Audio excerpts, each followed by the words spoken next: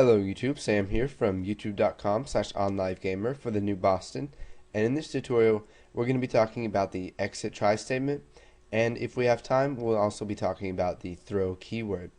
So what the exit try statement does is it's basically like any other exit statement, like exit sub, exit for, or exit do. All of those will exit the current statement that it's in. So let's say we'll go ahead and type if index is greater than or equal to, let's say, my array dot length, and I think it's -1. So if it's greater than or equal to my array dot length -1, what do we want to do? We want to exit the try. So let's go ahead and run this. And if we did this right, it's going to exit the try before it prints 1. I was hoping it would exit after it prints 1, but you still get the idea of what it does. It will just exit the statement, and it will go past this catch statement right here. It will not see this, and it will go to the line of code that is right below it. So it goes below the end try and runs whatever code is right there. Now, exit try is a very simple concept, just like any other exit keyword. So what we're going to talk about now is throwing exceptions. So we'll just type if index is greater than or equal to my array dot length. What do we want to do? We want to throw,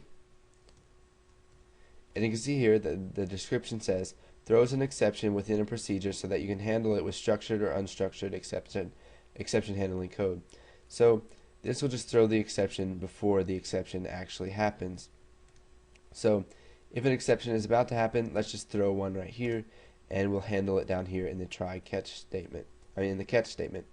So we want to create a new exception, and we will throw an index out of range exception.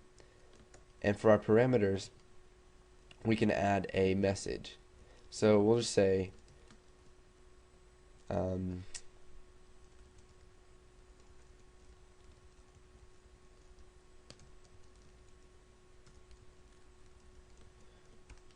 okay, so we're going to throw a new index out of range exception, and it's going to say, you retard, don't try to access memory that isn't there. So now what we're going to do is we're going to catch that exception. So we'll type index out of range exception, and for our code we will just show that in there. So ex dot, and what we're going to do, instead of toString, we're going to get the message for that. So it's going to show our message that we typed in right here. So let's go ahead and run this. You can see that when we click add all, it says, you retard, don't try to access memory that isn't there. Now the message will not show up if we just do ex.toString. So we'll go ahead and run this, and it's going to give us the same stuff that we did last time. And it looks like it did show up. It says system.index out of range exception, you retard, don't try to access memory that isn't there. So it gives us the type of exception, whatever message that is thrown with that exception, and then it shows us all the information about it. Sorry, I thought that wasn't going to be there, but it was. So if you do toString, it's going to show you the information and the message. Now it's better coding to just show the message to the user so that they don't have to see all of that stuff right there that they most likely will not understand.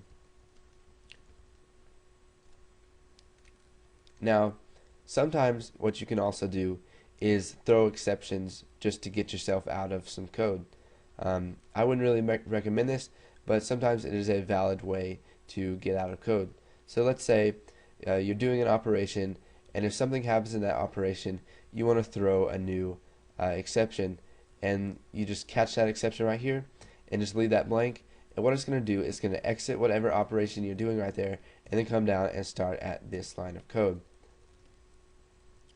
Now you can also have multiple catch statements when you're throwing new exceptions. And you can throw exceptions anywhere you want in your program, but just keep in mind that it's going to make your program crash. So let's say we'll go ahead down here and we'll throw new exception, and for the message we'll type, "Hi, I am an exception." So for this to actually show up, what we're going to have to do is right click on try catch and click build. So we're going to need to run the debug, not the debug, we're going to run the release. So if you head over to your Visual Studio 2010 live project folder right here, so we got libraries, documents, Visual Studio 2010 projects. Here's our try catch project. If you go to the project and then you go to bin release, you'll see your program right here. Go ahead and open that up, and this is the release form of your program. It doesn't offer any debugging capabilities. So if we go ahead and click add all, it says an unhandled exception has occurred. Now this is built into Visual Basic, and it handles exceptions for you so that the user can either continue past the exception or quit. And you can see that the message right here says, "Hi, I am an exception," and that's the message that we sent to it when we threw that exception. So we can just go ahead and click continue because nothing bad is going to happen. We can go ahead and close out of this.